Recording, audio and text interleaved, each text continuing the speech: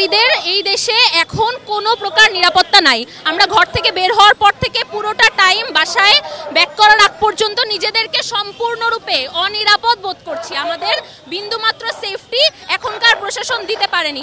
প্রশাসনের কাছে আমাদের একমাত্র দাবি হচ্ছে আইনের যথাযথ প্রয়োগ, আইনের সুষ্ঠু প্রয়োগ এবং যারা অপরাধগুলো করছে তাদেরকে দৃষ্টান্তমূলক শাস্তি দেওয়া, ধর্ষকদের এমন শাস্তি দেওয়া যেন পরবর্তীতে কোনো পুরুষের মাথায় এমন ঘৃণ্যতম নিকৃষ্টতম চিন্তা না আসে।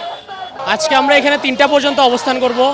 আর রাষ্ট্রের কাছে স্পেসিফিক একজন মানুষের কাছে দাবি, সেটা হচ্ছে স্বরাষ্ট্র উপদেষ্টার কাছে। আমাদেরকে যেহেতু জেনারেশন জেড হিসেবে আখ্যায়িত করে, আমি আমার ল্যাঙ্গুয়েজে বলবো যে আমাদের সাথে সুশীলতা যদি আশা করে আর দেশের অবস্থা যদি হয়, আমরা সুশীলতা, আমরা এতবার বলার পরেও এখন পর্যন্ত গোয়েন্দা সংস্থার রিপোর্টের পরেও যে দেশের অবস্থা অস্থিতিশীল করার চেষ্টা করতেছে, তারপরেও কোনো পদক্ষেপ নাই। এখন যেখানে সেখানে ছিনতাই হইতেছে, যেখানে সেখানে ধর্ষণ হইতেছে, সে যদি এইটা আমাদের বাধা দেওয়া টাইমের মধ্যে সমাধান না করতে পারে, তাহলে তার সিটের সুরক্ষা আমরা আর দিতে পারবো না। আমরা তারকে সরে লাগলে অন্য কাউকে বসাবো।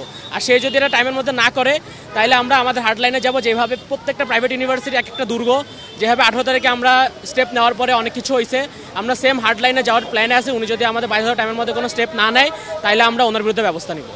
তারা ফ্যামিলি থেকে কারণবশত দূরে থাকতেছে, তো তাদের নিরাপত্তার ক্ষেত্রে তারা কোনো নিরাপত্তাই পাচ্ছে না। আমরা রাস্তাঘাটে নামতে পারতেছি না, আমরা লোকাল বাসে চড়তে পারতেছি না, ইভেন এখন সিএনজি অটো কোনো কিছুতেই চলতে পারতেছি না।